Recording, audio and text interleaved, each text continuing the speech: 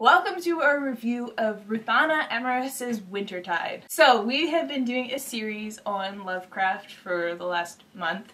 Month and a bit. Technically it would all fit in a month if we had not gone to New York for a week. Given that Vampire Month tends to go on for like 4 months, I'm okay with this. Yes. We really enjoyed this book, and of all the books that we looked at this month that kind of dealt with Lovecraft, this was the only one that kind of like took his world and was like, okay, I'm gonna set it in this world and I'm just gonna do my own thing in it. It was really interesting and it was really like strong.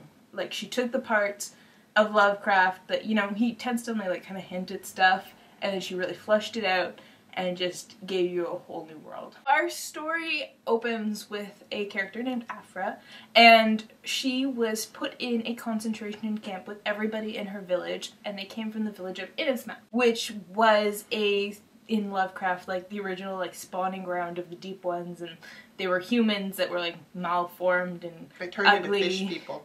And and they're all creepy and gross and weird. It's racism.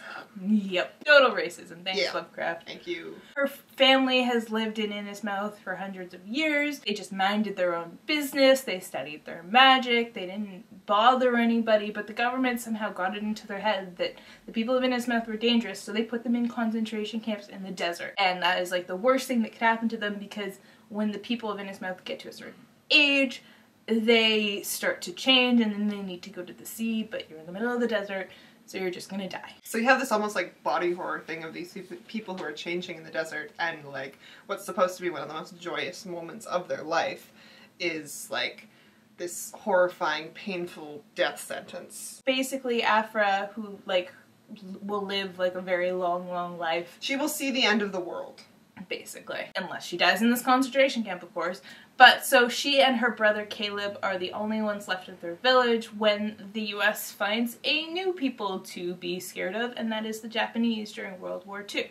And so they put all the Japanese in this camp, and they've kind of forgotten about Afra and her brother, and then when the US finally decides to release the Japanese people from the concentration camp, it's so vaguely worded that Afra and her brother get out as well. By this point, they've kind of found a family with a group of Japanese people, and they're living with them. Afra moves to San Francisco with the family. Her brother goes off on his own. So the story begins with Afra in San Francisco. She works at a bookstore with her friend and the owner of the bookstore, Charlie, and they're learning magic together, and it's great. They're living a good life.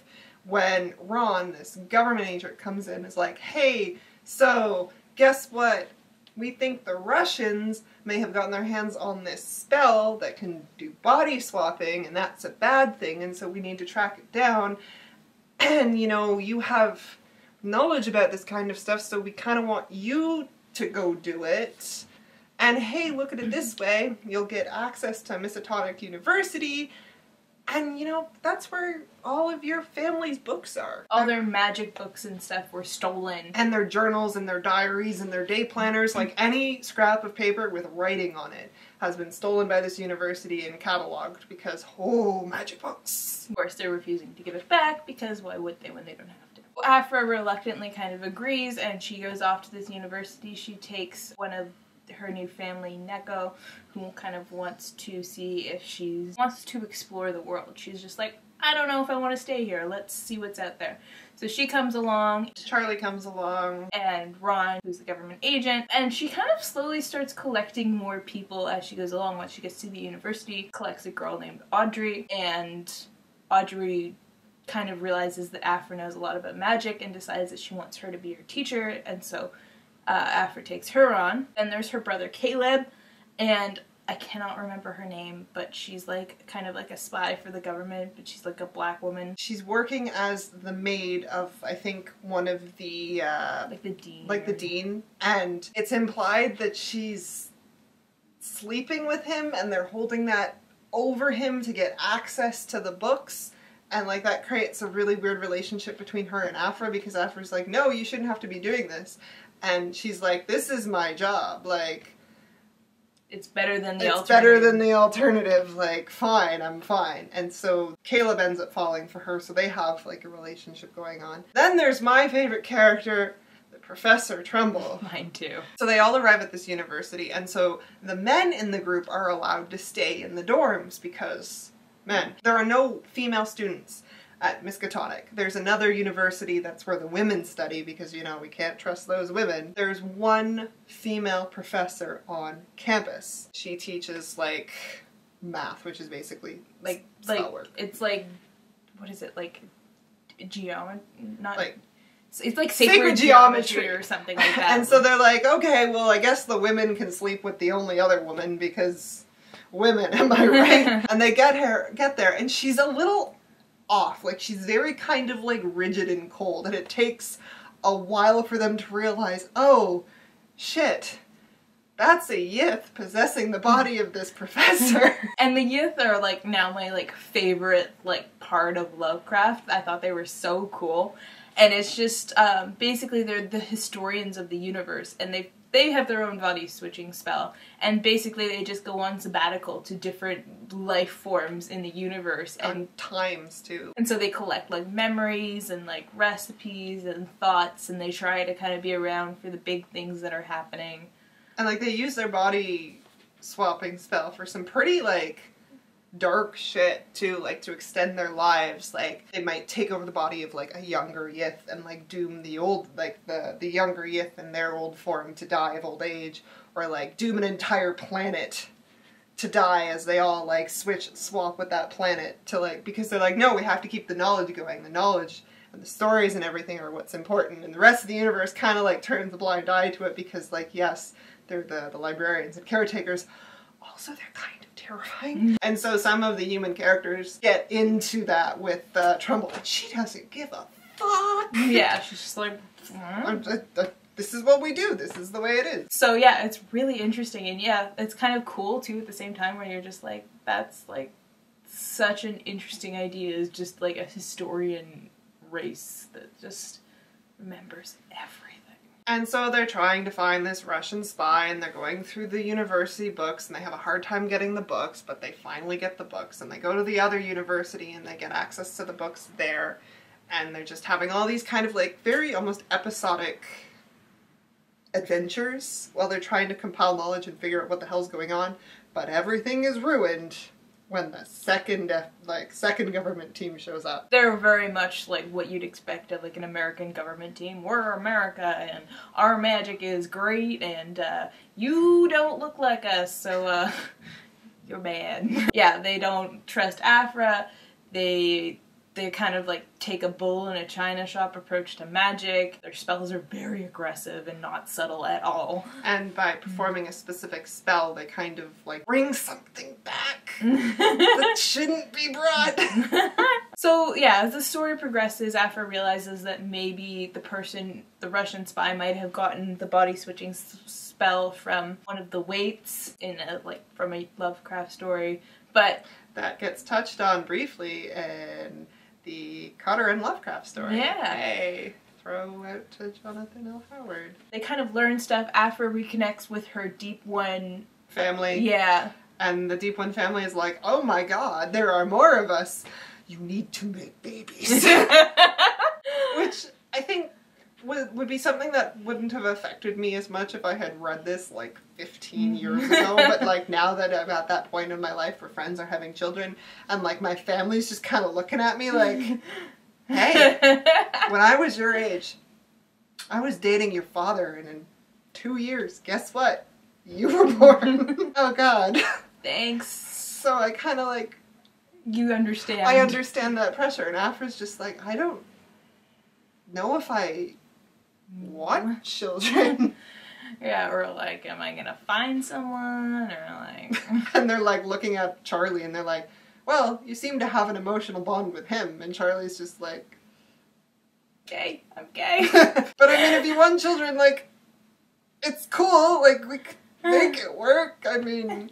And I'm just like, I love you, you're so cute. And that's the really cool thing of it, everybody that she's kind of gathering is Ron is gay, Charlie is gay, they end up together, it's really very cute. Ron is also Jewish in a time where, you know, it was just World War II. Charlie is disabled, he's got a bad leg for reasons that aren't disclosed. And then, of course, you have Afra and Caleb, who are, you know, from Innismouth.